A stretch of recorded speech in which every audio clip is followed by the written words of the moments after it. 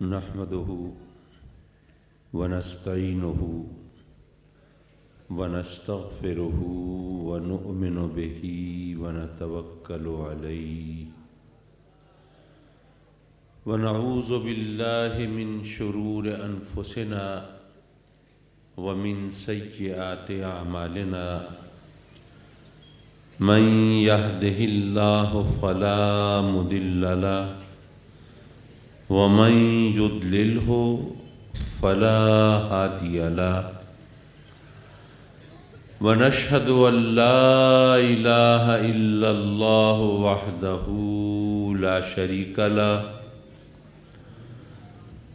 ونشهد أن سيدنا وسندنا ونبينا وحبيبنا وكريمنا ورؤوفنا ورحيمنا ومولانا وملجانا وماوانا محمدا عبده ورسوله أما بعد فأعوذ بالله من الشيطان الرجيم بسم الله الرحمن الرحيم ومن يطع الله والرسول فأولئك مع الذين أنعم الله عليهم من النبيين والصديقين والشهداء والصالحين وحسن أولئك رفيقا صدق الله مولانا العلي العظيم وصدق رسوله النبي الأمين ونحن على ذلك لمن الشاهدين والشاكرين والحمد لله رب العالمين۔ میر محفل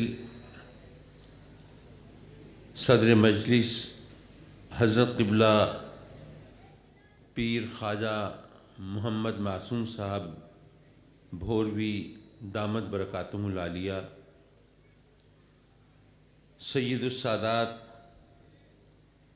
حضرت قبلہ پیر سید خواجہ فاروق جمال صاحب کاظمی دامت برکاتہم العالیہ، اور فاضل جلیل عالم نویل حضرت علامہ مولانا نذر محمد صاحب خورشیدی دامت برکاتہم العالیہ، اور ذی وقار و ذی احتشام علماء کرام حضرت مولانا محمد صہیب صاحب، اور آج کی اس محفل کے میرے لیے دائی اور روح رواں مکرمی محترم مولانا اسحاق صاحب خلیلی، واجب التعظیم علماء کرام، مہمانان گرامی اور حاضرین محفل، یقیناً ہماری سعادتوں اور خوش بختی کی علامت ہے کہ ہم خلفائے راشدین کی بارگاہ میں خراج عقیدت و محبت پیش کرنے کے لیے حاضر ہیں، اور یہ وقت کی ضرورت بھی ہے۔ وہ اس لیے کہ جب کوئی صاحب اقتدار مسند نشین ہوتا ہے تو اس کی نظر میں عوام بے وقت اور بے حیثیت ہو جاتے ہیں، ان کی جان و مال، ان کی عزت و آبرو، ان کی خیر خواہی اور ان کے مسائل کا حل، یہ تمام چیزیں بے وقت ہو جاتی ہیں۔ اقتدار کا نشہ ایسا ہوتا ہے، تو ایسے میں ہمیں خلفائے راشدین کی سیرت، ان کا کردار، ان کا طرز عمل یہ پیش نظر رکھنا چاہیے، تاکہ ہم اپنی اوقات میں بھی رہیں اور رب کائنات کی رحمتوں کے دروازے بھی ہم پر کھلے رہیں۔ ہم مسلمان ہیں، ہم جانتے ہیں کہ وہ جو ہمارا رب ہے، پروردگار ہے، پالنہار ہے، سب کچھ اسی کے قبضہ قدرت میں ہے، جس کو چاہتا ہے عزت دیتا ہے، اور جس کو چاہتا ہے ذلت دیتا ہے، یہ اسی کا اختیار ہے۔ لیکن اس نے ایک سنت قائم فرمائی ہے، عزت دیتا وہ ہے لیکن دیتا اپنے محبوب علیہ الصلاۃ والسلام سے نسبت کے صدقے میں ہے۔ اور یہ صرف زور بیان نہیں ہے، محض جوش خطابت نہیں ہے، یہ محض حروف و الفاظ کی کاریگری نہیں ہے، بلکہ یہ وہ حقیقت ہے جو قرآن و حدیث میں پوری تابناکی کے ساتھ جگمگا رہی ہے۔ آپ جانتے ہیں ہم اہل سنت ہیں، صحابہ کرام کی عظمت ہم سب تسلیم کرتے ہیں۔ صحابی کسے کہتے ہیں؟ جس نے آقا کریم حضور علیہ الصلاۃ والسلام کو اس 23 سالہ دور نبوت میں، جب میرے آقا کریم روئے زمین پر جلوہ فگن تھے، چشم فلک کے سامنے اپنے غلاموں کی محفلوں کو رونق بخشا کرتے تھے، اس 23 سالہ دور نبوت میں جس شخص نے آقا کریم صلی اللہ علیہ وسلم کو ایمان اور محبت کے ساتھ ایک نظر دیکھا اور پھر اسی ایمان کے ساتھ دنیا سے رخصت ہو گیا، وہ صحابی ہے۔ اور بعد میں آنے والا کوئی امتی کوئی کیسا عمل کر لے، وہ صحابی کے برابر نہیں ہو سکتا۔ میرے آقا کریم کا اپنا فرمان کہ میرا امتی، بعد میں آنے والا کوئی امتی پہاڑ کے برابر سونا خرچ کرے تو اس کو وہ اجر نہیں ملے گا جو میرے ایک صحابی کو مٹھی بھر جو خرچ کرنے سے ملتا ہے۔ ایک بار میرے والد گرامی ایک محفل سے خطاب فرما رہے ہیں اور لوگوں کو بتاتے ہیں کہ لوگوں، صحابی کی شان یہ ہے کہ کوئی کروڑوں سال عبادت کرتا رہے صحابی کے برابر نہیں ہو سکتا۔ مجمع سے ایک صاحب کھڑے ہوئے، کہنے لگے کہ آدمی صاحب، آپ کے آنے سے پہلے ہمیں لوگ بتا رہے تھے کہ آج وہ عالم دین تشریف لا رہے ہیں جو فلسفے اور منطق کے امام ہیں، اور جو کچھ کہتے ہیں وہ شریعت اور عقل کے پیمانے سے ناپ کے کہتے ہیں اور عقل کے ترازو میں تول کے کہتے ہیں، لیکن آپ نے ایسی بات کہی جو نہ شریعت کے مطابق ہے نہ عقل کے مطابق ہے۔ انہوں نے پوچھا ایسی بات کیا کہہ دی؟ کہا جی آپ نے کہا کہ کوئی کروڑوں سال عبادت کرتا رہے صحابی کے برابر نہیں ہو سکتا، تو شریعت بھی یہ کہتی ہے اور عقل کا تقاضا بھی یہ ہے کہ جو جتنا عمل کرے اس کو اتنا اجر ملنا چاہیے، اور آپ کہتے ہیں کہ نہیں، کروڑوں سال عبادت کرنے والا بھی صحابی کے برابر نہیں ہو سکتا، تو یہ عقل اور شریعت دونوں کے خلاف ہے کہ نہیں؟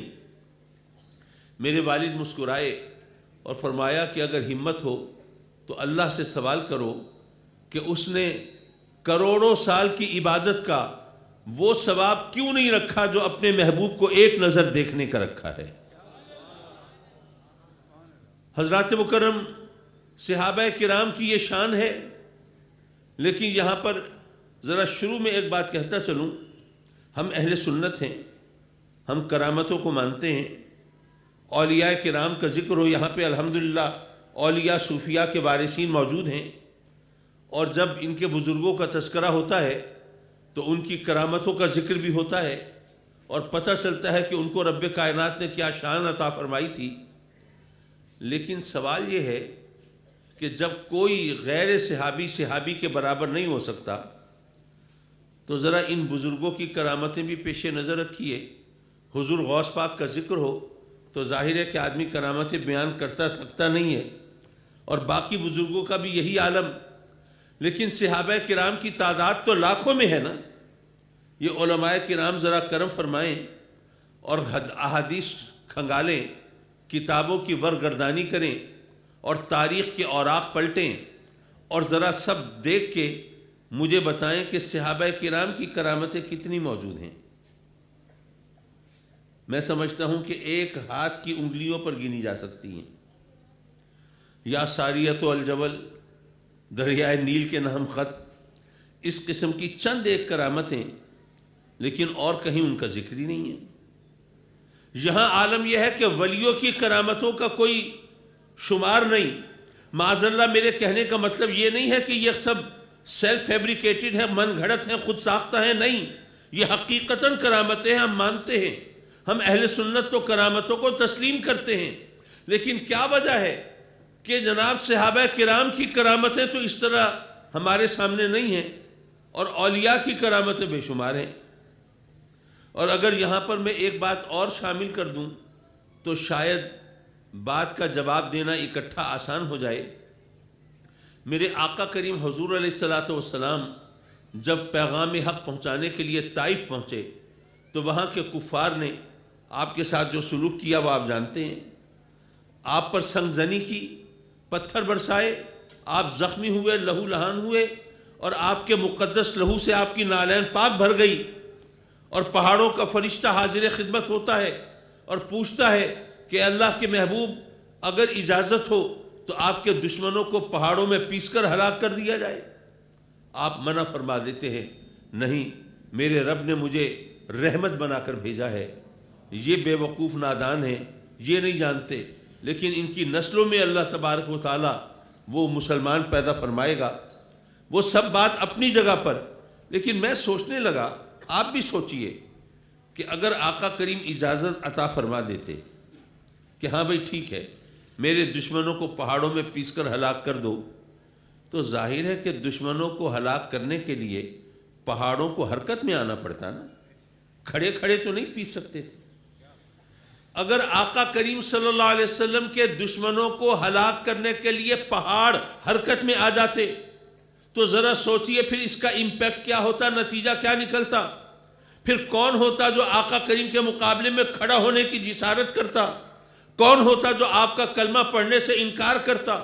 کون ہوتا جو آپ کے دکھائے ہوئے راستے سے انحراف کرتا؟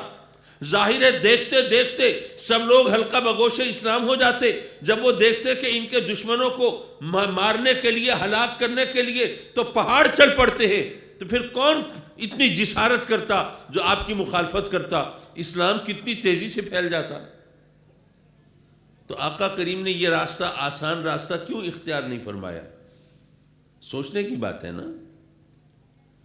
بات یہ ہے کہ اگر ایسا ہوتا تو بے شک لوگ ذوق در ذوق اسلام قبول کر لیتے، لیکن وہ اسلام کی صداقت سے مروب ہو کر نہیں، اسلام کی حقانیت کو تسلیم کر کے نہیں، بلکہ وہ خوف اور دہشت کی وجہ سے اسلام قبول کرتے، اور جیسے ہی خوف اور دہشت کا وہ سبب نگاہوں سے اوجھل ہوتا اور میرے آقا کریم جیسے ہی دنیا سے پردہ فرماتے، وہ لوگ واپس اپنے عقیدے پر پلٹ جاتے اور دیکھتے دیکھتے معاذ اللہ اسلام کی ناؤ وہاں پہ ڈوب جاتی اور یہ سلسلہ وہاں ختم ہو جاتا۔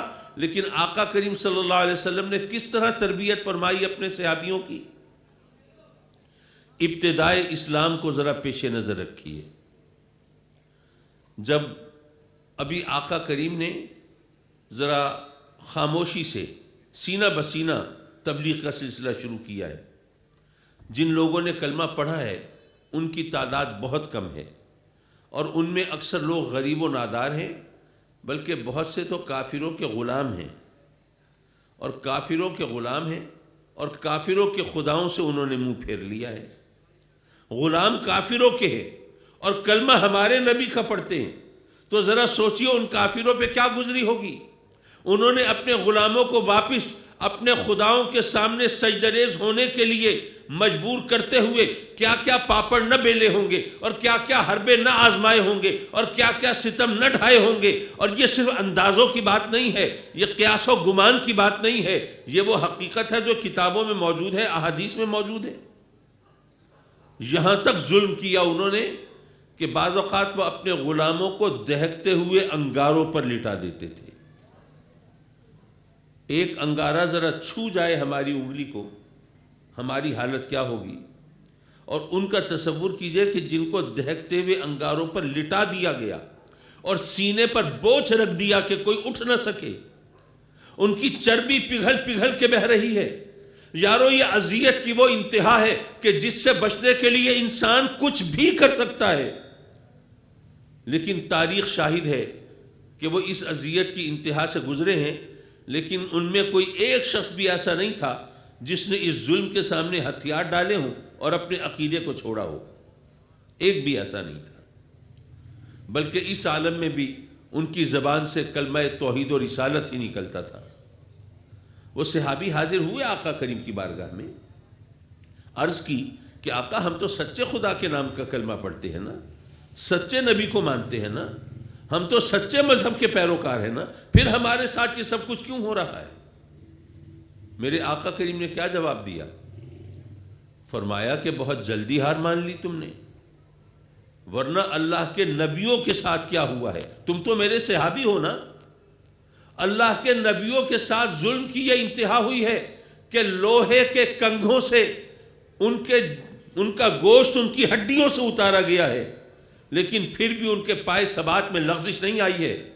انہوں نے کار نبوت کو خیر بات نہیں کہا ہے، انہوں نے راہ حق سے انحراف نہیں کیا ہے، وہ استقلال کا پہاڑ بن کے ڈٹے رہے ہیں اور اللہ کی طرف سے عائد کردہ جو فرائض ہیں ان کی ادائیگی میں لگے رہے ہیں۔ جب میرے آقا کریم نے ان کو یہ بتایا تو ہر صحابی اپنی جگہ صبر کا، استقلال کا پہاڑ بن گیا۔ اس کا نتیجہ کیا نکلا؟ اگر ایسا نہ ہوتا، اگر اس وقت اسلام کو پھیلانے کے لیے کرامتوں اور معجزوں کا سہارا لیا جاتا، میرے آقا کریم نے معجزے دکھائے ہیں، ہم اس کو مانتے ہیں، لیکن وہ معجزے نبوت کی تصدیق کے لیے ہیں، اسلام کے فروغ کے لیے نہیں ہیں، کیونکہ نبی کی پہچان معجزہ ہوتا ہے۔ نبی کی پہچان کے لیے، نبوت کی تصدیق کے لیے معجزے دکھائے، اسلام کو پھیلانے کے لیے نہیں۔ میدان جہاد میں کافروں کے اوپر کوئی آسمانی آفت ڈھانے کے لیے نہیں، بلکہ آپ نے تو وہ عملی جد و جہد کر کے دکھائی۔ نتیجہ یہ نکلا کہ اگر وہاں اس وقت صرف معجزے اور کرامتیں ہوتی اور صحابہ کرام جن کا یہ اولیاء سے اتنا زیادہ بلندتر مقام ہے، اگر وہ بھی کرامتوں کے زور پر اسلام کی ترویج و اشاعت کرتے اور سلطنت اسلامی کی وہ فراخی کے لیے اور وسعت کے لیے کام کرتے، تو آج ہم بھی ہاتھ پر ہاتھ دھرے بیٹھے ہوتے۔ جیسے آج کل ہم میں سے بہت لوگوں کی عادت ہے، سوشل میڈیا پر بھی آ رہا ہوتا ہے، جی امام مہدی کا ظہور ہونے والا ہے، جب وہ ظاہر ہوں گے، جب تشریف لائیں گے تو ماشاءاللہ پھر مسلمانوں کا بول بالا ہو جائے گا، وہ کافروں کا بیڑا غرق ہو جائے گا، اسلام دنیا کے اندر پھیل جائے گا، مسلمانوں کو فتح نصیب ہوگی اور کافر ذلیل و رسوا ہوں گے۔ اب سب لوگ بیٹھے ہیں امام مہدی کے انتظار میں، راہ عمل کو چھوڑ کے۔ میرے آقا کریم نے اور صحابہ کرام نے جو درس عمل دیا ہے، اس کی وجہ سے قیامت تک آنے والے مسلمان وہ راہ عمل سے منحرف نہیں ہو سکتے۔ حضرات مکرم، جب بات ہو خلفائے راشدین کی، میں نے تو عمومی بات صحابہ کرام کی ہے نا۔ سیدنا صدیق اکبر کے حوالے سے حضرت قبلہ خواجہ محمد معصوم صاحب ارشاد فرما رہے تھے، میں بھی ایک بات عرض کرتا چلوں۔ ایک آیت عام طور پر علماء کرام اپنے خطبے میں ارشاد فرماتے ہیں، یا ایھا الذین آمنوا اتقوا اللہ وکونوا مع الصادقین۔ قرآن کی آیت ہے، اللہ نے فرمایا اے ایمان والو، اللہ سے ڈرو اور سچوں کے ساتھ ہو جاؤ۔ میں سوچنے لگا، مولا یہ ماجرا کیا ہے؟ میں اگر اپنے بچے کو نصیحت کروں سچ کے حوالے سے تو میں کہوں گا بیٹے سچ بولو، میں کہوں گا سچ کا دامن پکڑو، سچ کا راستہ اختیار کرو، جھوٹ مت بولنا، جھوٹوں پر خدا کی لعنت ہوتی ہے، ہمیشہ سچ بولنا۔ میں اگر بچے کو نصیحت کروں میں کہوں گا سچ بولو، اور اللہ فرماتا ہے سچوں کے ساتھ ہو جاؤ۔ یہ آخر یہ انداز بیان کیا ہے؟ اس میں ہمارے لیے حکمت کیا ہے، سبق کیا ہے، درس کیا ہے؟ دیکھیے بات یہ ہے کہ سچ اور جھوٹ کا پتہ چلانا آج کل کوئی آسان کام ہے؟ آپ بھی ذرا سوچئے، کیا لاکھوں کے مجمع میں جو بیانات دیے جاتے ہیں ہمیشہ سچے ہوتے ہیں؟ کیا ٹی وی چینلز پر جو بریکنگ نیوز آتی ہیں کیا ہمیشہ سچ ہوتی ہیں؟ کیا اخبارات کی شہ سرخیوں میں جو خبریں چھپتی ہیں کیا ہمیشہ سچ ہوتی ہیں؟ کیا ممبر و محراب پر ہمیشہ سچ بولا جاتا ہے؟ سچ اور جھوٹ کا پتہ کیسے چلے؟ عدالت کے اندر اگر کوئی کیس ہو اور 3 گواہ پیش ہوں، ایک کہے کہ جی میرا خیال ہے، گمان ہے، واقعہ یوں ہوا تھا، دوسرا کہے کہ جناب میں نے سنا تھا، لوگ باتیں کر رہے تھے، وہ بتا رہے تھے، واقعہ یوں ہوا، تیسرا کہے جناب میں موقع کا گواہ ہوں، میں نے اپنی آنکھوں سے دیکھا، واقعہ یوں ہوا تھا، تو عدالت کس کا اعتبار کرے گی؟ چشمدید گواہ کا، جس نے اپنی آنکھوں سے دیکھا ہے۔ پتہ یہ چلا کہ ورڈکٹ آف دا کورٹ یہ ہے، عدالت کا فیصلہ یہ ہے کہ سچ کا پتہ آنکھ سے چلتا ہے۔ میں سوچنے لگا کیا واقعی سچ کا پتہ آنکھ سے چلتا ہے؟ کیا آنکھ غلط نہیں دیکھتی؟ آپ اپنے بچے کو موٹر بائک پہ سیر کرانے کے لیے نکلے، 14ویں کی شب ہے، بچے کو مزہ آیا، کہنے لگا ابو دیکھیں کتنا مزہ آ رہا ہے، چاند بھی ہمارے ساتھ ساتھ چل رہا ہے۔ اتنے میں شیخ الحدیث صاحب جو سڑک کے کنارے کھڑے تھے، بچے کی بات سن کے ہنس پڑے، دوستوں سے کہنے لگے کہ دیکھو بچے بھی کتنے سیدھے سادے ہوتے ہیں، کہتا ہے چاند ہمارے ساتھ چل رہا ہے، دیکھو چاند تو ہمارے ساتھ کھڑا ہے۔ اب بتائیے ان دونوں میں سے سچا کون ہے؟ لیکن یاد رہے کہ دونوں چشمدید گواہ ہیں، دونوں آنکھ سے دیکھ کر گواہی دے رہے ہیں۔ اب کس کو سچا کہیں، کس کو جھوٹا کہیں؟ مولا ہماری تو آنکھ بھی غلط دیکھتی ہے، ہمارے تو حواس و اعصاب بھی غلطی کرتے ہیں، ہمیں سچ کا پتہ کیسے چلے؟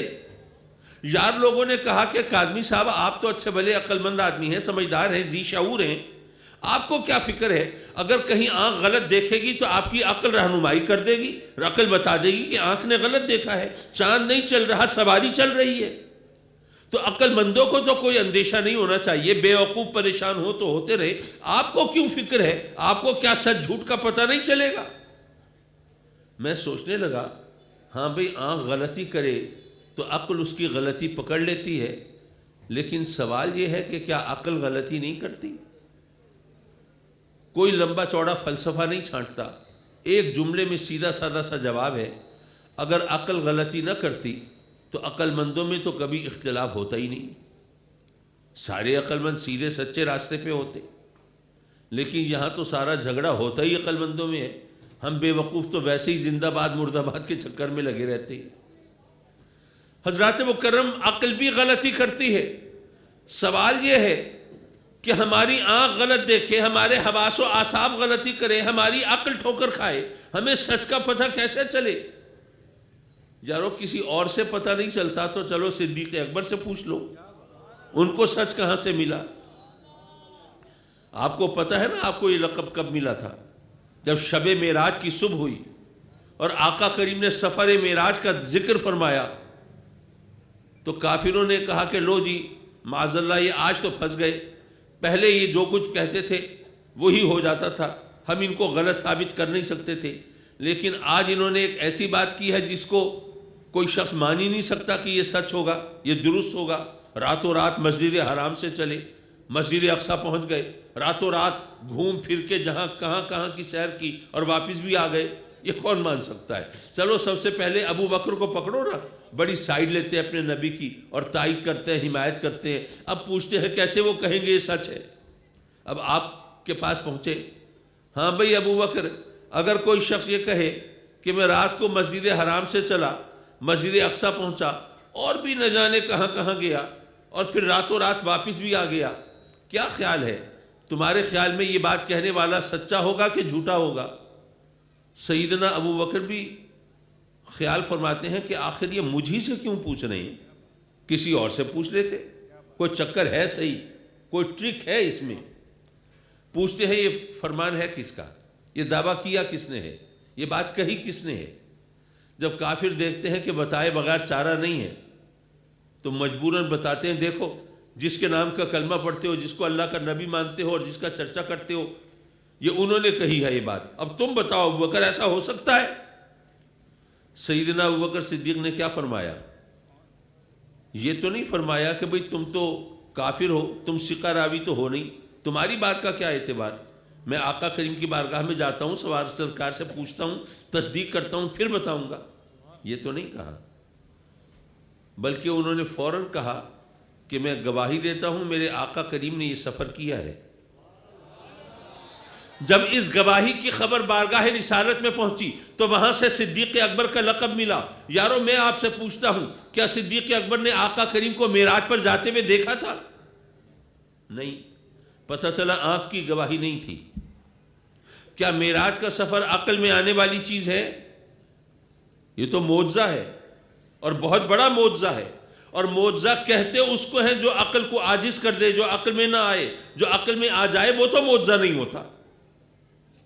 جب یہ معجزہ ہے اور عقل کو عاجز کرنے والا ہے تو پتہ چلا کہ عقل کی گواہی بھی نہیں ہے, نہ آنکھ کی گواہی نہ عقل کی گواہی. ہمیں سچ کا پتہ یا آنکھ سے چلتا ہے یا عقل سے چلتا ہے. صدیق اکبر کو کہاں سے پتہ چلا؟ دراصل انہوں نے یہ سبق دیا کہ اے لوگوں یاد رکھو, تمہاری آنکھ کچھ دیکھے, تمہاری عقل کچھ کہے اور نبی اس کے خلاف کچھ اور کہے تو اپنی آنکھوں دیکھی بات کو جھٹلا دو اور اپنی عقل کا انکار کر دو اور نبی کی بات مان لو تو تمہیں سچ مل جائے گا.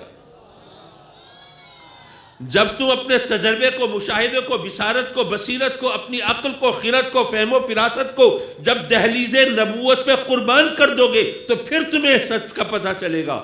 حضرات مکرم, اسی لیے رب کائنات نے فرمایا کہ اے ایمان والو, تمہیں کیا پتہ سچ کیا ہے جھوٹ کیا ہے. تم سچ اور جھوٹ کے چکر میں مت پڑو. تمہاری آنکھ بھی غلط دیکھتی ہے, تمہاری عقل بھی ٹھوکر کھاتی ہے. بس ایسا کرو جو سچے ہیں ان کے ساتھ ہو جاؤ, تمہیں بھی سچ مل جائے گا. اور اگر آپ غور فرمائیں تو یہ سبق اس سے پہلے بھی ہمیں مل چکا ہے. رب کائنات نے سورہ فاتحہ میں ہمیں سبق دیا. یہ دعا ہے نا, سورہ فاتحہ تو دعا ہے, مانگنے کا وہ طریقہ, وہ سلیقہ ہے جو رب کائنات نے اپنے بندوں کو سکھایا ہے. اور فرمایا کہ اے میرے بندو, جب تم مانگو مجھ سے تو تمہیں مانگنے کا سلیقہ تو آنا چاہیے, ورنہ اگر مانگنا نہ آتا ہو تو آدمی محروم رہ جاتا ہے. بھئی آپ نے کسی سے کچھ لینا ہو, پہلے اس کی تعریف کرتے ہیں, جی آپ بڑے سخی ہیں, بڑے فیاض ہیں, بڑے دیالو ہیں, آپ کی سخاوت کا بڑا چرچا ہے. لوگ کہتے ہیں بھئی جو بھی اس دروازے پہ جاتا ہے نا پھر خالی نہیں آتا ہے, جھولیاں بھر بھر کے آتا ہے. پہلے سخی کی تعریف کرتے ہو, پھر اپنی بے کسی لاچاری کا نقشہ کھینچتے ہو, جی میں بڑا غریب ہوں, نادار ہوں, قلاش ہوں, مفلس ہوں, کنگال ہوں, پلے کچھ نہیں ہے, دانے مک گئے ہیں, بچے بے روزگار ہیں, بچیاں گھروں میں بیٹھی ہیں, ہاتھ پیلا کرنے کے لیے کچھ میسر نہیں ہے. جب اپنی بے کسی لاچاری کا نقشہ کھینچ چکو تو پھر سوال کرو, جو مانگنے گئے ہو مانگو, تو پھر کچھ نہ کچھ مل جائے گا, کچھ بات بن جائے گی. تو ہمیں بھی رب کائنات نے مانگنے کا سلیقہ سکھایا. الحمدللہ رب العالمین, تمام تعریفیں ہیں اس اللہ کے لیے جو تمام جہانوں کا رب ہے. اگر آپ غور کریں تو رب کائنات نے تمام تعریفیں اس ایک مختصر سے جملے میں سمیٹ کے رکھ دی ہیں. بھئی آپ ذرا غور کیجئے, کوئی بچہ ہو, 5-7 سال کا بچہ, اس کے اطوار بڑے شائستہ ہوں, اس کے طور طریقے بڑے عمدہ ہوں, بات کرے تو سلیقے سے کرے, الفاظ کا انتخاب بھی سوچا سمجھا ہو, تو آپ کہیں گے بھئی یہ کسی اچھے خاندان کا بچہ ہے, اچھے ہاتھوں میں اس کی تربیت ہوئی ہے. آپ نے اچھائی دیکھی بچے میں, شائستگی دیکھی بچے میں, اس کے طور اطوار کا سلیقہ دیکھا بچے میں, لیکن تعریف کر رہے ہیں پالنے والے کی, اچھے ہاتھوں میں تربیت ہوئی ہے, اچھے خاندان میں پلا ہے.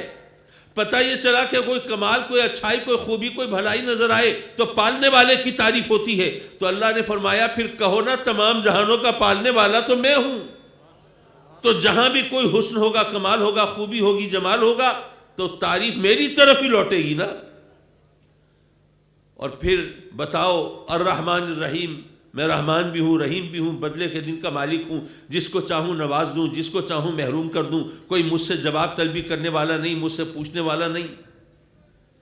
اور جب میری تعریف کر چکو تو ذرا اپنی بے کسی لاچاری کا نقشہ بھی کھینچو. ایاک نعبد و ایاک نستعین, مولا ہم تیری دہلیز پر جوی شائی کرنے والے, تیری چوکھٹ پہ ماتھا رگڑنے والے, تیری بارگاہ میں سجدہ ریز ہونے والے, تیری عبادت و ریاضت کرنے والے, اور مولا ہم تیری بارگاہ میں جھولی پھیلانے والے, دستے سوال دراز کرنے والے, ہم تو بھکاری ہیں نا, ہم منگتے ہیں, ہم فریادی ہیں, ہم سائل ہیں. مولا ہم تو تیری بارگاہ میں جھولیاں پھیلائے کھڑے ہیں, اپنی بے کسی لاچاری کا نقشہ کھینچو. یار لوگوں نے کہا کہ نہیں, جس طرح یہ عبادت اور استعانت کا ذکر اکٹھا آ رہا ہے, جس طرح اللہ کی کے سوا کسی اور کی عبادت نہیں کی جا سکتی, اسی طرح اللہ کے سوا کسی اور سے مدد بھی نہیں مانگی جا سکتی. یہ اتنا بے تکا اعتراض ہے کہ جس میں ذرا تھوڑی سی بھی سوجھ بوجھ والا بندہ ہو وہ فوراً اس کا تیا پانچا کر سکتا ہے. بات دراصل یہ ہے کہ اگر یہ مان لیا جائے کہ جو حکم عبادت کا ہے وہی استعانت کا ہے, تو یہ دنیا تو امداد باہمی کے نظام پہ چلتی ہے نا، ایک دوسرے کی مدد کرتے ہیں تبھی دنیا کا نظام چلتا ہے. اور قرآن میں بھی اللہ نے ہمیں بتایا تعاونوا علی البر والتقوی، نیکی کے تقوی کے کاموں میں ایک دوسرے کی مدد کرو. یا ایھا الذین آمنوا استعینوا بالصبر والصلاۃ، مدد مانگو صبر سے اور نماز سے. اب بتائیے صبر اور نماز کیا اللہ ہے؟ اللہ نے ان سے مدد مانگنے کو فرمایا.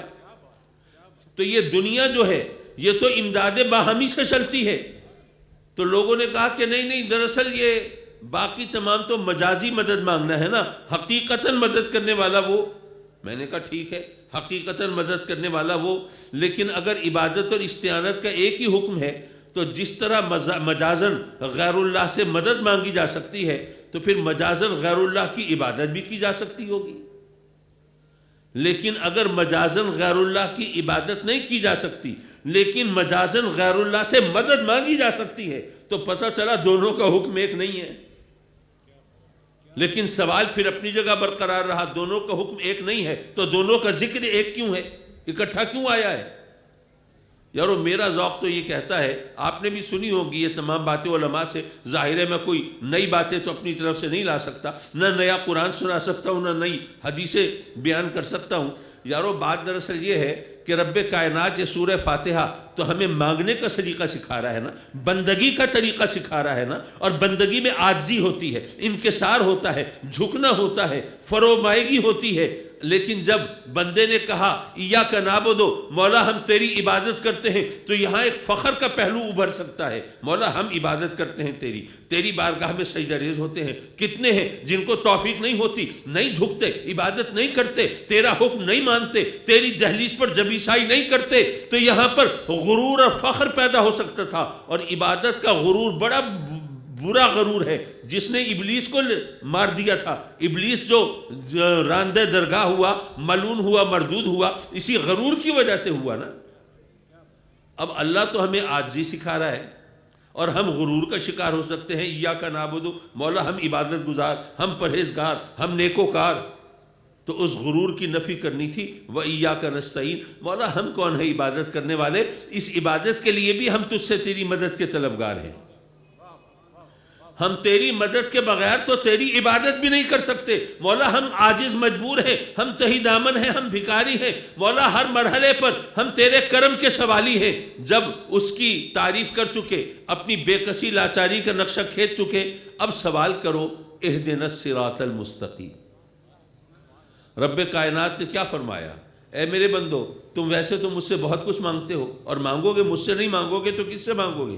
تم مجھ سے مال مانگتے ہو، دولت مانگتے ہو، زمین مانگتے ہو، جائیداد مانگتے ہو، عہدہ مانگتے ہو، منصب مانگتے ہو، گھر مانگتے ہو، گھر والی مانگتے ہو، اولاد مانگتے ہو، اس کا بہتر روشن مستقبل مانگتے ہو، عزت مانگتے ہو، وقار مانگتے ہو، صحت مانگتے ہو، سلامتی مانگتے ہو. یہ سب کچھ تم جو مانگتے ہو اپنی مرضی سے مانگتے ہو. لیکن جو مانگنے کا حکم میں نے دیا ہے وہ کیا ہے؟ وہ ہے ہدایت. کیوں؟ وہ اس لیے کہ تم مجھ سے مال و دولت مانگتے ہو. تم مجھ سے مال مانگو، دولت مانگو، میں تمہیں دولت عطا فرما دوں. تو مال دولت یہ میری نعمتیں ہیں نا، تو تم میری نعمتیں لے لو. لیکن اگر تمہیں ہدایت نہ ملے پھر کیا ہوگا؟ یہ مال دولت کہاں خرچ کرو گے؟ میری نافرمانی میں، گناہ کی راہوں پہ، حکم عدولی میں. یہ میری رحمتیں ہیں، تم میری رحمت سے تم میرا عذاب خریدو گے. اس لیے میرے بندو مال دولت بعد میں مانگنا، پہلے مجھ سے ہدایت مانگو. تم مجھ سے صحت مانگتے ہو، جوانی مانگتے ہو، شباب اور طاقت مانگتے ہو، میں تمہیں شاندار کڑیل جوان بنا دوں لیکن ہدایت نہ دوں، پھر کیا ہوگا؟ یہ اپنی جوانی اور طاقت کے نشے میں مجھے بھی للکارنے لگو گے، اپنی جوانی بھی گناہ کی راہوں میں لوٹانے لگو گے، میری نافرمانی کرو گے، سرکشی کرو گے، بغاوت کرو گے. ارے صحت و جوانی یہ بھی تو میری نعمتیں ہیں. تم میری نعمتوں کے بدلے میرے قہر کو، غضب کو دعوت دو گے. اس لیے اے میرے بندو صحت اور جوانی بھی بعد میں مانگنا، پہلے مجھ سے ہدایت مانگو. تم مجھ سے وہ اولاد مانگتے ہو، بڑھاپے کی بے ساکھی مانگتے ہو، امیدوں کا مرکز و محور مانگتے ہو. میں تمہیں قداور قوی ہے کل جوان بچوں کا باپ بنا دوں لیکن انہیں ہدایت نہ دوں، پھر کیا ہوگا؟ وہ اولاد جس کی وجہ سے تمہیں سر اٹھا کے چلنا تھا اسی کے باعث سر جھکا کے چلو گے. وہ اولاد جس کی خاطر تمہیں عزت ملنی تھی انہی کی وجہ سے تمہیں رسوائی ملے گی. اس لیے اے میرے بندو، اولاد بھی بعد میں مانگنا، پہلے مجھ سے ہدایت مانگو۔ اب تم مجھ سے ہدایت مانگو گے تو میں تمہیں ہدایت ضرور عطا فرماؤں گا۔ ضرور کیوں عطا فرماؤں گا یہ بھی سن لیجئے۔ آپ بازار جائیں، کوئی فقیر بھکاری آواز لگائے اللہ کے نام پہ 10 روپے دے دو، آپ نہ دیں، منہ پھیر کے چلے جائیں تو آپ پر فتوے تو نہیں لگیں گے، کوئی آپ کو برا بھلا تو نہیں کہے گا۔ لیکن اگر آپ خود بازار جاتے ہوئے کسی بھکاری کو بلائیں اور کہیں کہ مجھ سے 10 لاکھ روپے مانگ لو، اس نے وہیں پہ پاؤں پکڑے ہاتھ جوڑے، غریب نواز بندہ پرور لجپال کرم فرمائے، مہربانی کریں مجھے 10 لاکھ روپے دے دیں، میں اور میرے بچے، میری آل اولاد ساری زندگی آپ کو دعائیں دیں گے، رب کی بارگاہ میں آپ کی بہتری کے لیے التجائیں کریں گے۔ اب اس نے منت سماجت شروع کی، 10 لاکھ روپے مانگنا شروع کیے، آپ منہ پھیر کے چل دیے، جاؤ بابا معاف کرو۔ اب لوگ برا کہیں گے آپ کو یا نہیں کہیں گے؟ کہیں گے۔ عجیب بات ہے، پہلے 10 روپے نہیں دیے تھے، کسی نے برا نہیں کہا کہ یار کتنا کنجوس ہے، خسیس ہے، 10 روپے بھی اللہ کے نام پہ اس کی جیب سے نہیں نکلتے۔ اب 10 لاکھ روپے نہیں دے رہے، لوگ برا کہہ رہے ہیں۔ کیوں؟ وہ اس لیے کہ اگر مانگنے والا اپنی مرضی سے مانگے تو دینے والے کی مرضی ہے، چاہے دے چاہے نہ دے۔ لیکن اگر دینے والا خود کہے کہ مجھ سے یہ مانگو اور پھر کوئی سوال کرے، اب دینے والے پر لازم ہے وہ ضرور دے، اگر نہیں دے گا تو باتیں تو بنیں گی، آوازیں تو کسے جائیں گے، لوگ تو کہیں گے میاں اگر اتنی پسلی نہیں تھی، اتنی حیثیت نہیں تھی، اتنی اوقات نہیں تھی تو اس غریب کو کیوں کہا تھا مجھ سے 10 لاکھ روپے مانگ لو؟ غریبوں کے ساتھ، بھکاریوں کے ساتھ مذاق کرتے ہو، شرم نہیں آتی؟ اگر سخی خود کہے کہ مجھ سے مانگو اور کوئی سوال کر دے تو مانگنے والے پر، دینے والے پر لازم ہے وہ ضرور دے۔ اب ہم جو کہتے ہیں اہدنا الصراط المستقیم، ویسے کہیں نہ کہیں پاک صاف ہو کر، باوضو ہو کر، اچھے کپڑے پہن کر، رب کی بارگاہ میں جا کر، اس کے گھر میں داخل ہو کر، اس کے سامنے 10 بستہ کھڑے ہو کر، وہاں تو کہتے ہیں نا اہدنا الصراط المستقیم۔ تو کیا ہر ایک کو ہدایت مل جاتی ہے؟ ملتی تو نہیں۔ گستاخان رسول بھی ہیں، خود اللہ کی شان میں گستاخی کرنے والے بھی ہیں، گستاخان صحابہ بھی ہیں، گستاخان اہل بیت بھی ہیں، مرزائی تک ہیں، وہ بھی تو پڑھتے ہیں اہدنا الصراط المستقیم۔ ہدایت تو نہیں ملتی۔ اب بتاؤ کس کے اللہ کو الزام دو گے؟ بات کیا ہے؟ بات یہ ہے کہ جب آپ نے کسی فقیر کو کہا مجھ سے 10 لاکھ روپے مانگو اور اس نے مانگنا شروع کیے تو آپ تو اس کی زبان سے نکلے ہوئے الفاظ سنتے ہیں نا، آپ کو تو نہیں پتا اس کے دل میں کیا ہے، ذہن میں کیا چل رہا ہے، سوچ کیا رہا ہے۔ ممکن ہے وہ سوچ رہا ہو کہ یار اس نے مجھ سے کہا ہے 10 لاکھ روپے لے لو، یہ اس مرغے کو یہیں ذبح کر دو، بچ کے نہ جائے، پتہ نہیں پھر بعد میں ملے نہ ملے۔ لیکن جب اللہ کی بارگاہ میں آپ نے سوال کیا ہے اہدنا الصراط المستقیم، تو وہ صرف زبان سے نکلے ہوئے الفاظ نہیں سنتا، وہ جو آپ ذہن میں رکھتے ہیں، سوچتے ہیں، وہ بھی جانتا ہے، جو دل میں ہے وہ بھی جانتا ہے، جو زبان پہ ہے وہ بھی جانتا ہے، جو نیت ہے وہ بھی جانتا ہے، جو عمل ہے وہ بھی جانتا ہے، جو دکھاتے ہیں وہ بھی جانتا ہے، جو چھپاتے ہیں وہ بھی جانتا ہے۔ وہ جانتا ہے کہ جو بندہ میری بارگاہ میں کھڑا اہدنا الصراط المستقیم کہہ رہا ہے، کیا واقعی مجھ سے ہدایت مانگ رہا ہے، یا اس کو یہ نماز، یہ سورت اس کے بچپن میں اس کے والدین نے، اساتذہ نے اس کو رٹوا دی تھی، یاد کرا دی تھی، یہ رٹی رٹائی سورت، رٹی رٹائی نماز یہ اس کی زبان سے جاری ہے، یہ زبان سے اہدنا الصراط المستقیم کہہ رہا ہے، مانگتا کچھ نہیں ہے۔ سچے دل سے اس سے ہدایت مانگ کے دیکھو تو صحیح ملتی ہے کہ نہیں ملتی؟ ضرور ملے گی۔ رب کائنات نے گویا فرمایا ہے میرے بندو مجھ سے ہدایت مانگ رہے ہو، ضرور ملے گی، لیکن تمہیں کیسے پتا چلے گا کہ اب تمہیں ہدایت مل گئی؟ اب کیسے خبر ہوگی؟ یہاں پر ورغلانے والے بھی ہیں، بہکانے والے بھی ہیں، اللہ رسول کی باتیں کرنے کے بہانے تمہیں حرمین شریفین سے اٹھا کے لے جانے والے بھی ہیں۔ بھئی تمہیں کیسے پتا چلے گا کہ جی پہلے اگر کوئی گڑبڑ تھی، کوئی کوتاہی تھی، صراط مستقیم سے تم تھوڑے ہٹے ہوئے تھے لیکن اب آ گئے ہو صراط مستقیم پر، کیا جبریل آ کے بتائیں گے تمہیں؟ کیا وحی ہوگی، الہام ہوگا؟ تو اے میرے بندو، میں تمہیں ہدایت دے رہا ہوں تو اتنی آسانی سے دوں گا کہ بھٹکنے کی گنجائش نہیں بچے گی۔ وہ کیسے؟ جب مجھ سے ہدایت مانگو، خود اپنی زبان سے کہو صراط الذین انعمت علیہم، مولا ان کی راہ پر چلا دے جن پر تو نے انعام فرمایا۔ یہ کتنا آسان راستہ ہے، اس کو ذرا سمجھیے۔ دیکھیے آپ میں بہت سے لوگ ایسے ہوں گے جو دور دراز کے دیہات میں ان کا گھر ہوگا، وہاں سے یہاں پہ آئے ہیں روزی کمانے کے لیے۔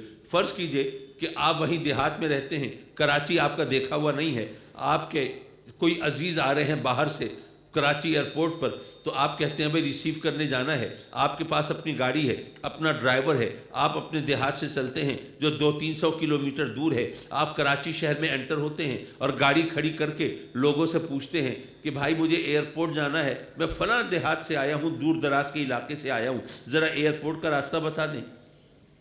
لوگوں نے کہا کہ یار یہ اتنی دور سے آیا ہے، اس کو ذرا صحیح طرح راستہ بتا دو تاکہ بیچارہ پریشان نہ ہو۔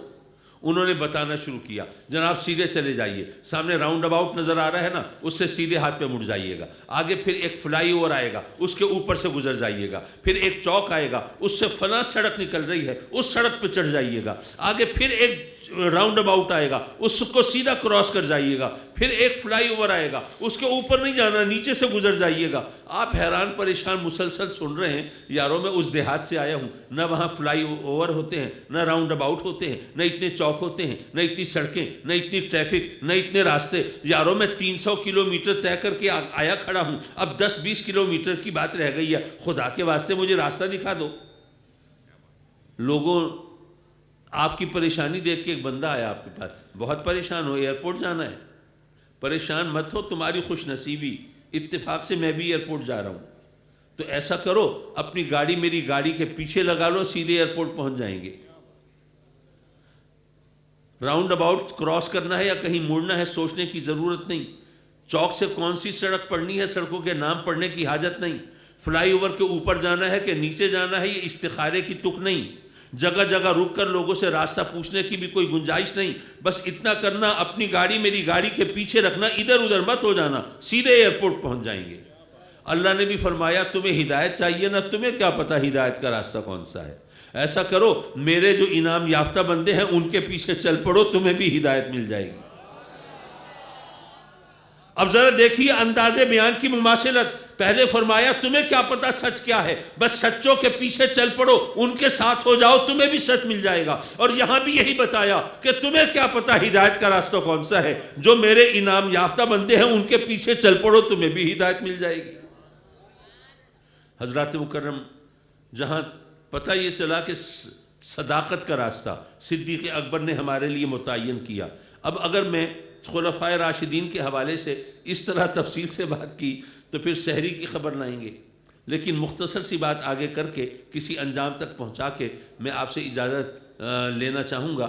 حضرات مکرم، ایک یہودی اور ایک مسلمان جو اس وقت مسلمان کہلاتا تھا، تو ان کے درمیان کوئی تنازع، کوئی جھگڑا، اس جھگڑے میں حق پر یہودی تھا، وہ جو مسلمان تھا اصل میں منافق تھا، اس نے سوچا کہ اگر ہم نبی کریم سے فیصلہ کرائیں تو وہ یہ سوچ کے کہ بھئی یہ تو مسلمان ہے، کلمہ پڑھنے والا ہے، اگر میں نے اس کے خلاف فیصلہ دیا تو یہ یرک جائے گا، یہ بھاگ جائے گا، اور اس کے ساتھی بھی ساتھ چھوڑ جائیں گے، اسلام کو نقصان پہنچے گا، تو اس لیے وہ میرے حق میں ہی فیصلہ کریں گے۔ یہاں پر بھی ایسا ہی ہوتا ہے نا کہ گھٹنے ہمیشہ پیٹ کی طرف ہی مڑتے ہیں اور اپنوں کے حق میں فیصلے کیے جاتے ہیں۔ تو اس نے یہ سوچ کے کہا یہودی سے چلو نبی کریم سے فیصلہ کراتے ہیں۔ یہودی نے کہا ٹھیک ہے، میں اگرچہ ان کے نام کا کلمہ تو نہیں پڑھتا لیکن مجھے یقین ہے فیصلہ وہ صحیح کریں گے۔ اب آ گئے، آقا کریم کی بارگاہ میں کیس پیش ہوا، آپ نے وہ یہودی کے حق میں فیصلہ دے دیا۔ اب وہ مسلمان کہلانے والا وہ بڑا پریشان، یہودی سے کہتا ہے کہ نہیں ایسا ہے، نبی کریم پتہ نہیں کس خیال میں تھے، کس دھیان میں تھے، چلو عمر بن خطاب سے فیصلہ کراتے ہیں۔ یہودی نے کہا کہ کوئی تک تو نہیں بنتی نبی کریم سے فیصلہ کرانے کے بعد ادھر جانے کی، لیکن چلو ان پر بھی مجھے اعتماد ہے کیونکہ وہ بھی تمہارے نبی کے نام لیوا ہے نا، کلمہ گو ہیں، پیروکار ہیں، چلو ان کے پاس چلتے ہیں، کوئی مسئلہ نہیں۔ آپ کے در دولت پہ حاضر ہوئے، کنڈی کھٹکھٹائی، آپ باہر تشریف لائے، ہاں جی کیا بات ہے؟ وہ جو کلمہ پڑھنے والا ہے کہتا ہے جناب یہ میرا کیس ہے، یہ اس میں آپ ذرا فیصلہ کر دیں۔ یہودی کہتا ہے کہ جناب پہلے ایک بات سن لیں، فیصلہ آپ کریں، بے شک کریں، مجھے کوئی اعتراض نہیں، لیکن یہ فیصلہ ہم پہلے نبی پاک کے پاس لے کے گئے تھے، انہوں نے میرے حق میں فیصلہ کر دیا ہے، اب آپ بھی دیکھ لیں، سن لیں کیس کیا ہے۔ سیدنا عمر فاروق نے پوچھا اس کلمہ پڑھنے والے سے، ہاں بھائی بول، کیا واقعی یہ صحیح کہہ رہا ہے؟ انہوں نے کہا کہ ہاں جی کہہ تو یہ صحیح رہا ہے، نبی پاک صلی اللہ علیہ وسلم کی پتہ نہیں توجہ کہاں تھی، انہوں نے صحیح طرح سنا نہیں سنا، ایسے ہی فیصلہ کر دیا، اب آپ سن کے صحیح طرح فیصلہ کر دیں نا۔ سیدنا عمر فاروق کہتے ہیں اچھا ذرا ٹھہر میں ابھی آتا ہوں۔ اندر تشریف لے گئے، تلوار اٹھا کے لائے اور اس مسلمان کا سر قلم کر دیا جو مسلمان کہلاتا ہے۔ اب مدینے میں تو شور مچ گیا، ایک مسلمان کا قتل، اتنی بات پر کہ اس نے نبی کریم کے فیصلے کو ماننے سے انکار کیا تھا، یہ کیا بات بنی؟ وہاں پہ شور مچ گیا۔ تو پھر رب کائنات نے قرآن مجید میں وہ آیہ کریمہ نازل فرمائی، فلا وربک لا یؤمنون حتی یحکموک فیما شجر بینہم ثم لا یجدوا فی انفسہم حرجا مما قضیت ویسلموا تسلیما۔ بھئی مسئلہ تھا نا کہ اس نے حضرت عمر فاروق نے ایک مسلمان کو قتل کر دیا، رب کائنات نے کہا کہ وہ کیسا مسلمان ہے جو نبی کے فیصلے کو نہیں مانتا؟ فرمایا کہ اللہ فلا وربک، اے محبوب آپ کے رب کی قسم، رب کائنات قسم ارشاد فرما رہا ہے اور اپنی تمام شان ربوبیت کو اپنے محبوب کی طرف متوجہ کر دیا ہے۔ اے محبوب میں رب تو تمام جہانوں کا ہوں، زمین و آسمانوں کا ہوں، شمس و قمر کا، دشت و جبل کا، کوہ و دمن کا، برگ و شجر کا، قطرہ و دریا کا، ذرہ و صحرا کا، تمام کائنات کا رب ہوں، لیکن اے محبوب جو مزہ تیرا رب ہونے میں ہے وہ کسی اور کا رب ہونے میں کہاں ہے؟ اے محبوب تیرے رب کی قسم۔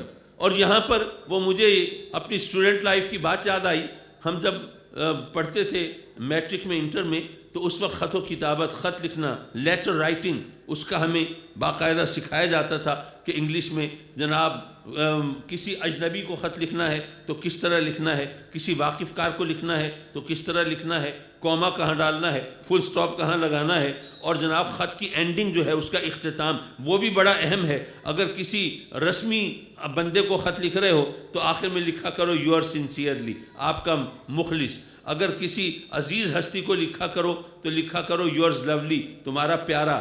لیکن اگر کسی ایسی ہستی کو خط لکھو جس سے زیادہ پیارا دنیا میں کوئی نہ ہو تو کیا کرو؟ تو آخر میں لکھو یورز اینڈ اونلی یورز۔ اے دوست، میں کسی کا عزیز بھی ہوں، رشتہ دار بھی ہوں، میں کسی کا پڑوسی بھی ہوں، ہمسایہ بھی ہوں، میں کسی کا کاروباری شریک بھی ہوں، تعلق دار بھی ہوں، لیکن اے محبوب اگر میں تیرا ہوں تو سب کا ہوں، تیرا نہیں تو کسی کا نہیں۔ تو رب کائنات نے بھی فرمایا فلا وربک، اے محبوب تیرے رب کی قسم، اے محبوب اگر میں تیرا رب ہوں تو تمام جہانوں کا رب ہوں، اور اگر تیرا نہیں تو کسی کا نہیں۔ اور اے محبوب تیرے رب کی قسم، یہ کلمہ پڑھنے والے، یہ مسلمان ہونے کا دعویٰ کرنے والے، یہ ٹھیک ہے دعویٰ تو کرتے ہیں، کلمہ تو پڑھتے ہیں، اپنا شمار مسلمانوں میں تو کرتے ہیں، لیکن اے محبوب یہ بتا دے کہ ان میں سے کوئی بھی مومن نہیں ہو سکتا جب تک کہ اپنے تمام معاملات میں، تمام تصفیہ طلب امور میں، تمام جھگڑوں میں جب تک تجھے جج نہ مانے، تجھے ثالث تسلیم نہ کریں۔ اور صرف ثالث تسلیم کرنا کافی نہیں ہے، یہ جج حکم تو آپس میں ایک دوسرے کو بھی بنا لیتے ہیں، لیکن جب کسی کے خلاف فیصلہ ہو تو بھاگ جاتے ہیں، جیسے وہ کلمہ پڑھنے والا بھاگ گیا۔ ثم لا یجدوا فی انفسہم حرجا مما قضیت، اے محبوب پھر تو جو بھی فیصلہ کر دے، جو بھی فیصلہ کر دے، پھر اس فیصلے کے خلاف ان میں کے دل میں کوئی ملال نہ ہو، کوئی تنگی نہ ہو، یہ اس پر کوئی دل گرفتگی محسوس نہ کریں، بلکہ اس کو مانے جس طرح ماننے کا حق ہے۔ اور اگر تیرے فیصلے پر انہوں نے دکھ محسوس کیا تو مومن نہیں ہو سکتے۔ اور یہ بھی بڑی سیدھی سی بات ہے، کیوں مومن نہیں ہو سکتے؟ صرف اس وجہ سے کہ انہیں آقا کریم کے فیصلے پر دکھ ہوا۔ اس کا ایک فلسفہ ہے، وہ بھی سمجھیے۔ بھئی اگر آپ کا کوئی کیس ہو عدالت میں، آپ کا حق ہو، آپ مثلا جائیداد کا کیس ہے، جائیداد آپ کی ہے، زمین آپ کی ہے، مکان آپ کا ہے، حق آپ کا ہے، لیکن وہاں عدالت میں آپ کا مخالف جو ہے وہ کوئی فیک ڈاکومنٹس پیش کر دیتا ہے، جعلی دستاویزات اور جھوٹے گواہ لے آتا ہے، اور اس طرح عدالت کو چکر دے دیتا ہے، تو اور آپ اپنا سچ صحیح طرح ثابت نہیں کر سکتے، تو ظاہر ہے کہ آپ کے خلاف فیصلہ ہو جائے گا۔ فیصلہ آپ کے خلاف ہوگا تو آپ بے شک جج کے خلاف کوئی جذبہ محسوس نہ کریں کہ بھئی جج تو میرا دشمن نہیں، لیکن کیا کریں، وہاں پہ اس دشمنوں نے چکر ایسا چلا دیا، میں اپنا سچ اس طرح ثابت نہیں کر سکا جس طرح انہیں جھوٹ ثابت کر دیا، تو اب مجبوری تھی، فیصلہ تو میرے خلاف ہونا تھا۔ آپ جج کے خلاف کوئی جذبہ محسوس نہ کریں، لیکن اس فیصلے کے خلاف تو آپ کے دل میں جذبہ ہوگا نا، یار زمین میری تھی، مجھ سے چھن گئی، مکان میرا تھا، میں محروم ہو گیا، میں سچا تھا، مجھے عدالت نے جھوٹا کہہ دیا، میں لوگوں کی نظروں سے گر گیا۔ اس فیصلے پر آپ کے خلاف، آپ کے دل میں دکھ ضرور ہوگا، لیکن اللہ فرماتا ہے میرا محبوب جو بھی فیصلہ کر دے، اگر تم اس پر دل میں تنگی محسوس کرتے ہو تم مومن نہیں ہو سکتے۔ یہ بظاہر بڑی عجیب سی بات لگتی ہے، مولا اگر فیصلہ حق کے خلاف ہوگا تو تنگی تو ہوگی، پھر اس پر دکھ تو ہوگا، رنج تو ہوگا، ملال تو ہوگا۔ رب کائنات نے گویا یہ فرمایا کہ اے میرے بندو، تم جھوٹے گواہوں اور جھوٹی دستاویزات سے اور ان ہتھ کنڈوں سے تم دنیا میں اپنے حکم، اپنے ثالث، اپنے ججوں کو تو غلط فیصلے کرنے پر مجبور کر سکتے ہو، لیکن ان طریقوں سے تم میرے محبوب کو غلط فیصلہ کرنے پر آمادہ نہیں کر سکتے، کیونکہ وہ تمہارا ظاہر و باطن سب جانتا ہے، تمہاری نیت و عمل سبھی جانتا ہے، اس کو پتا ہے حقیقت کیا ہے۔ جب وہ حقیقت جانتا ہے تو ظاہر ہے کہ فیصلہ وہ حق کے مطابق کرے گا، فیصلہ بھی حق کے مطابق ہو، کرنے والا بھی میرا محبوب ہو، اور تمہیں پھر بھی دکھ ہو، پھر تم کس منہ سے اپنے آپ کو مسلمان کہتے ہو؟ اگر آپ غور کریں تو یہ تمام آیتیں بھی آقا کریم صلی اللہ علیہ وسلم کے علم پر دلالت کرتی ہیں۔ بہرحال بات دور نکل گئی، میں یہ عرض کر رہا تھا، پھر یہ آیت کریمہ نازل ہوئی تو پتہ چلا کہ جناب وہ شخص تو منافق تھا، دل سے کلمہ نہیں پڑھتا تھا، آقا کریم کے فیصلے کو اس نے نہیں مانا، تو اگر سیدنا فاروق اعظم نے اس کو قتل کر دیا تو یہ غلط نہیں تھا، یہ اللہ کی طرف سے تائید آ گئی۔ اور سیدنا فاروق اعظم کی یہ خصوصیت ویسے بھی ہے، میں اب تفصیل میں نہیں جاؤں گا کہ ان کی مرضی سے رب کائنات کی طرف سے احکام موصول ہوتے رہے، جو وہ کہتے تھے قرآن میں بعض اوقات اسی کے مطابق آیات نازل ہوتی تھیں۔ جہاں تک سیدنا عثمان غنی رضی اللہ تعالیٰ عنہ کا تعلق ہے تو میں عرض کروں، یہ بات ذرا ذہن میں رکھیے کہ جب ان کی شہادت کا وقت ہے، اللہ تعالیٰ نے ان کو اتنا مال دیا تھا، اگر وہ چاہتے تو زر خرید فوج اپنی حفاظت کے لیے رکھ سکتے تھے، اپنی ذاتی فوج رکھ سکتے تھے، ان کو اللہ تعالیٰ نے اتنا نوازا تھا، لیکن نہ تو انہوں نے اپنے زر خرید غلاموں کو کھڑا کیا اپنی حفاظت کے لیے، نہ انہوں نے نوکروں کی کوئی فوج ظفر موج اکٹھی کی، نہ وہ تمام ان کے ساتھی اور احباب جو ان کے ساتھ ہمدردی رکھتے تھے، ان کو صحیح سمجھتے تھے، نہ ان کو اکٹھا کر کے اپنی حفاظت کے لیے کوئی تردد کا اظہار کیا، نہیں، انہوں نے سب اپنا معاملہ اللہ پر چھوڑے رکھا، اور اسی عالم میں وہ دنیا سے رخصت بھی ہوئے، ان کی شہادت ہوئی۔ جو اتنا مالدار بھی ہو اور دنیا کی اس وقت کی سب سے بڑی سلطنت کا حکمران ہو، وہ اس طرح یہ طرز عمل اختیار کرے تو ظاہر ہے کہ یہ اس سے بڑھ کر ان کی بے گناہی اور ان کی عظمت اور ان کی شان کا ثبوت اور کیا ہو سکتا ہے۔ اور جہاں تک مولا کائنات علی مرتضیٰ کی بات ہے تو وہاں تو ماشاءاللہ ایک ذرا چھیڑیے پھر دیکھیے کیا ہوتا ہے، وہاں پر تو ان کی عظمت اور شان کے گن گانے والے صرف ہم ہی تو نہیں ہیں، یہاں بات کریں تو بات تو فرشتوں تک جاتی ہے۔ اور جب آقا کریم حضور علیہ الصلوۃ والسلام وہ ان کی نسبت سے جب عزت ملتی ہو تو ظاہر ہے کہ جو نسبت سیدنا مولا کائنات علی مرتضیٰ کو بارگاہ رسالت میں ہے وہ کسی اور کو کہاں میسر ہے۔ حضرات مکرم، ان تمام گفتگو کا جو اصل مقصد تھا وہ یہ تھا کہ عزت دیتا اللہ ہے، لیکن دیتا اپنے محبوب علیہ الصلوۃ والسلام سے نسبت کے صدقے میں ہے۔ اور یہ تمام خلفائے راشدین یہ میرے آقا کریم صلی اللہ علیہ وسلم سے جو نسبت رکھتے ہیں وہ کسی مسلمان سے منوانے کی ضرورت نہیں ہے، اور وہ کم عقل ہیں، کم نظر ہیں جو خلفائے راشدین کے درمیان تفریق کرتے ہیں، کسی کو اچھا کہیں، کسی کو برا کہیں، یہ ہماری اوقات ہے، ہماری حیثیت ہے۔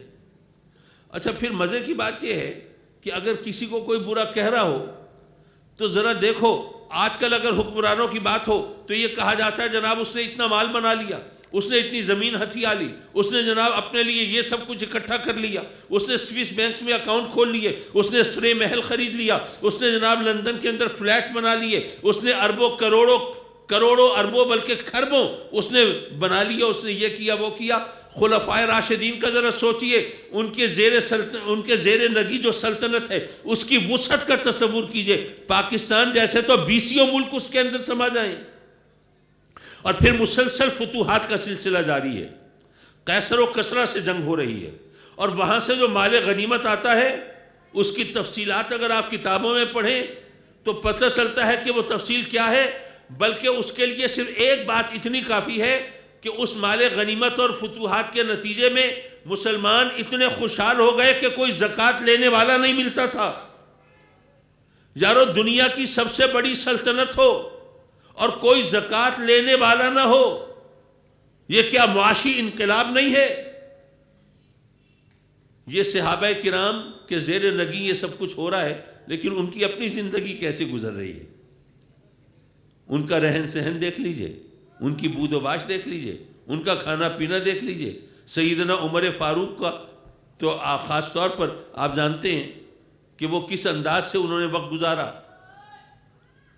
سیدنا صدیق اکبر رضی اللہ تعالیٰ عنہ نے اپنا جو مشاہرہ دوستوں کے کہنے پر، ورنہ وہ تو اپنا کام کرنا چاہتے تھے اپنی کمائی کے لیے، لوگوں نے کہا اگر آپ اپنی روزی کے لیے مصروف رہیں گے تو سلطنت کا کاروبار کون سنبھالے گا، امور ریاست کو کون دیکھے گا۔ سیدنا عمر فاروق اور باقی ساتھیوں کے کہنے پر آپ نے اپنا مشاہرہ بیت المال سے مقرر کیا، کتنا جتنا مدینے میں ایک مزدور کی آمدنی ہے اتنا وظیفہ رکھا۔ کہنے والے تو آج بھی بہت کچھ کہتے ہیں، لیکن ذرا وہ عمل دیکھیے۔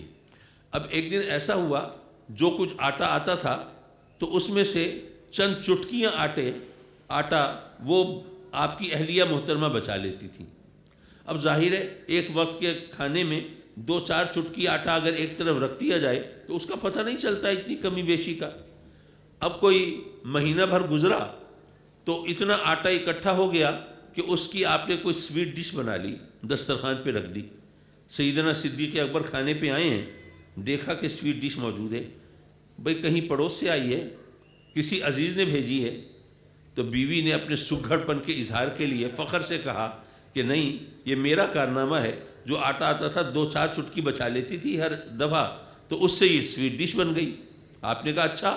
بیت المال والوں سے کہا کہ نہیں، جو اتنا آٹا آتا ہے نا اس سے اتنی چٹکیاں کم کر دو، اس سے کم میں بھی ہمارا گزارا ہو جاتا ہے۔ یارو یہ طریقہ کار ہے وہ خلفائے راشدین کا۔ اب اگر آپ ان کو الزام دیتے ہیں کس چیز کا دیتے ہیں؟ بھئی جو صاحبان اقتدار ہوتے ہیں اگر وہ کوئی گڑبڑ کریں تو کس لیے کریں گے؟ یا تو وہ مال دولت کمانے کے لیے، یا اپنے اختیارات سے ناجائز فائدہ اٹھانے کے لیے، یا اپنے دشمنوں کو، اپنے مخالفین کو مزہ چکھانے کے لیے۔ بھئی یہی چیزیں ہوتی ہیں نا، یا عزت کمانے کے لیے۔ عزت تو ان کو جو اللہ رسول کے حوالے سے ملی ہے وہ کہیں اور سے مل ہی نہیں سکتی، اور جہاں تک باقی چیزیں ہیں وہ اس کی طرف انہوں نے کبھی توجہ ہی نہیں کی، نہ مال بنایا ہے، نہ انہوں نے راحت و آرام کا سامان اکٹھا کیا ہے، نہ اپنے مخالفین کے لیے وہ قہر و غضب بن کے ٹوٹے ہیں، کچھ بھی نہیں کیا۔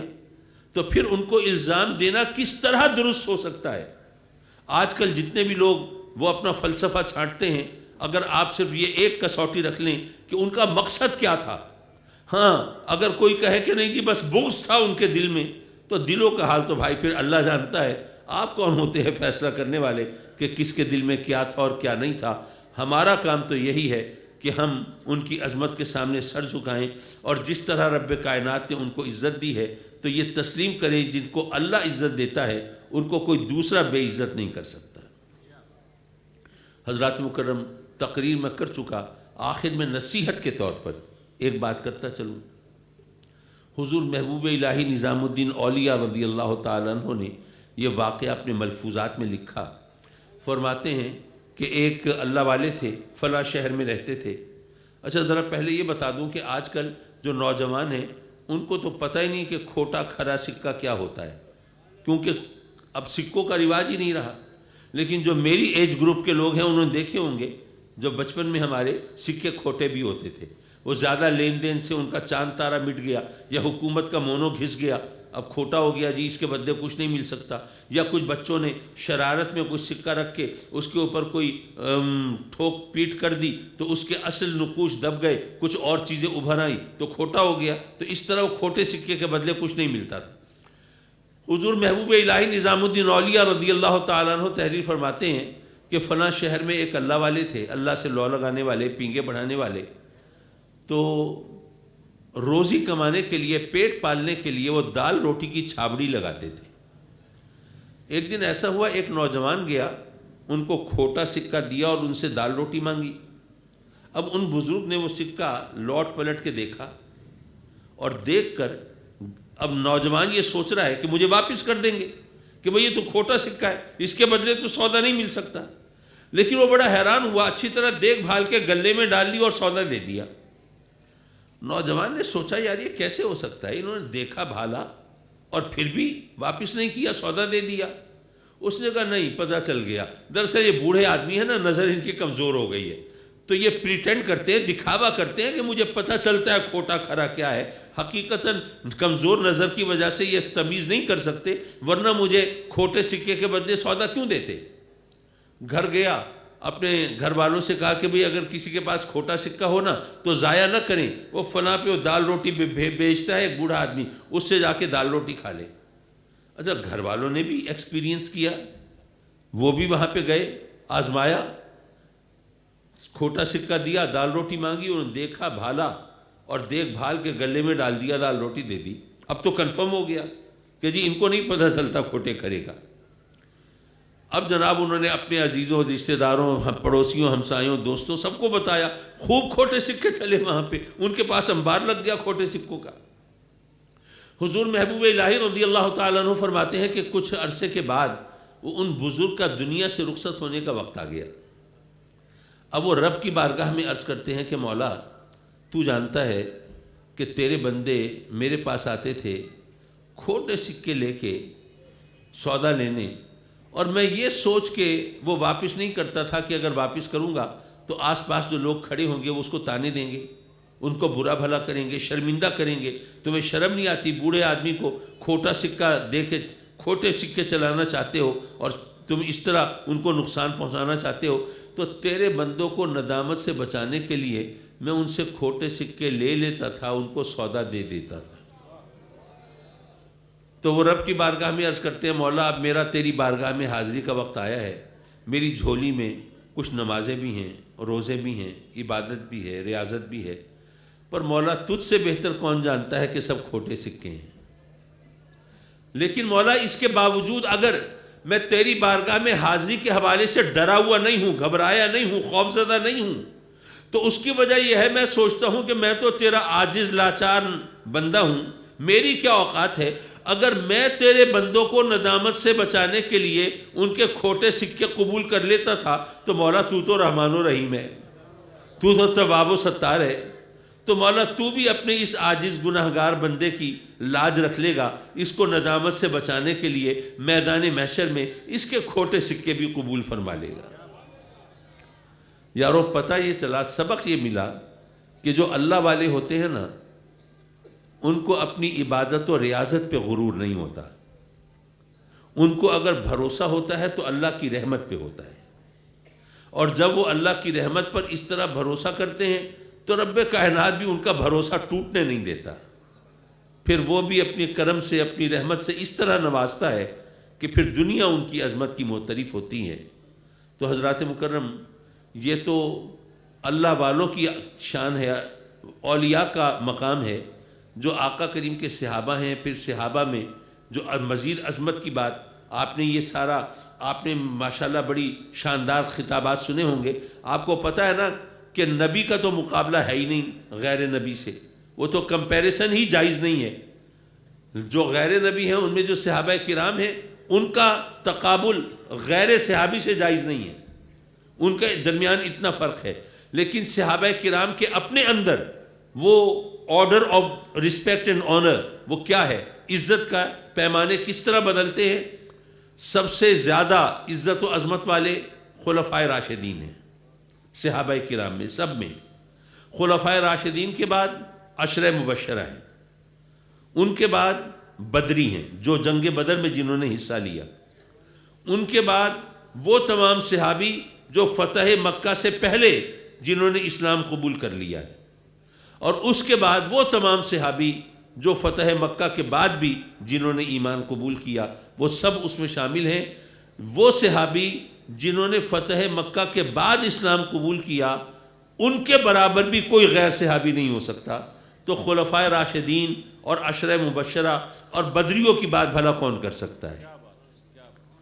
تو حضرات مکرم میں اس محفل کے منتظمین کو ہدیہ تبریک پیش کرتا ہوں کہ انہوں نے عظمتوں کے وہ چراغ ان لوگوں کے سامنے رکھے صحابہ کرام کی۔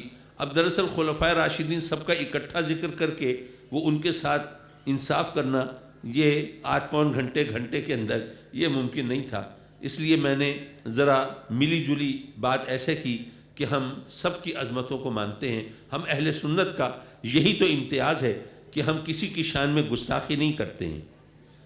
جہاں تک انبیاء کی بات ہے تو ظاہر ہے کہ ان کے بارے میں تو اگر خدا نہ خواستہ کسی نے کوئی غلط عقیدہ رکھا وہ تو دائرہ اسلام سے خارج ہو گیا، اس کی تو بات ہی ختم ہو گئی۔ لیکن اس کے بعد چاہے صحابہ کرام ہوں، چاہے اہل بیت اطہار ہوں، چاہے ازواج مطہرات ہوں، اور چاہے اولیاء امت ہوں، وہ ان سب کی عظمت اور شان کو ہم مانتے ہیں۔ یہ ہم اہل سنت کا یہ امتیاز ہے، یہ افتخار ہے، اور ہم اس پر نازاں ہیں۔ رب کائنات ہمیں اسی عقیدے پہ رکھے، اسی پہ اٹھائے۔ وآخر دعوانا ان الحمد للہ رب العالمین۔